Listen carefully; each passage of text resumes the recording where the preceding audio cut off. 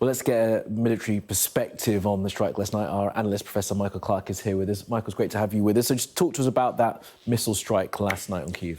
Yeah, I mean, this is clearly the beginning of Russia's offensive, its air offensive against Ukraine over the winter, designed to take down the Ukrainian infrastructure, particularly the energy infrastructure, and affect health, power and everything. It's been building up. They've been using drones until recently, and then over the weekend we saw cruise missiles. Now we're seeing ballistic missiles in the last couple of days being used. As far as we know, the Russians have stockpiled about 800 missiles and maybe 1,500 drones, mainly Iranian drones, for this offensive. And they clearly, the fact that they're targeting Kyiv with ballistic missiles, first time for 70-odd days, that's pretty important, because now the Ukrainians are going to have to live through the winter with the Russians attacking them pretty relentlessly. And you think this is the beginning of that bombing campaign? Almost certainly, yes. Yeah. All right, so talk to us about the fighting then on the ground. Where's it happening? Yeah, I mean, the place that is very dramatic at the moment is Avdiivka. And this has been going on for some time, and the Russians are trying to surround Avdiivka the way they did in Bakhmut and also earlier on in Severodonetsk and Lysychansk.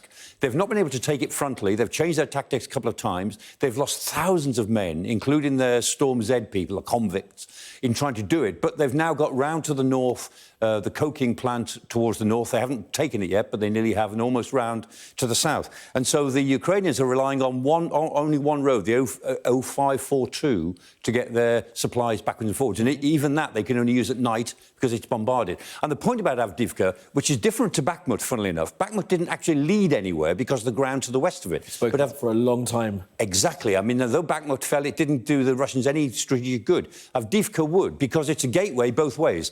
For the Ukrainians, Avdiivka is a gateway to Donetsk. It's right on the outskirts of a very important city. But equally, for the Russians, it's a gateway to Kramatorsk, because a big rail network runs northwest out of Avdiivka towards Kramatorsk.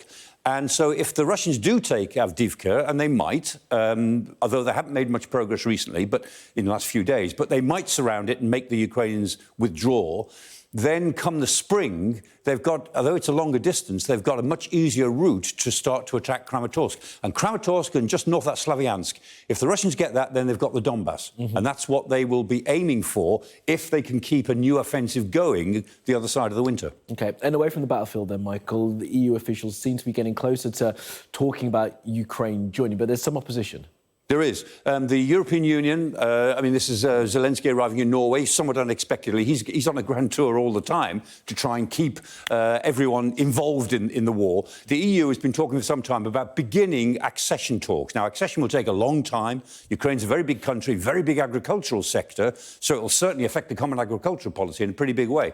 And the EU wants to begin accession talks for very obvious reasons, politically, and to show that it cares and to show that Ukraine is on its way to becoming a fully-fledged Western power.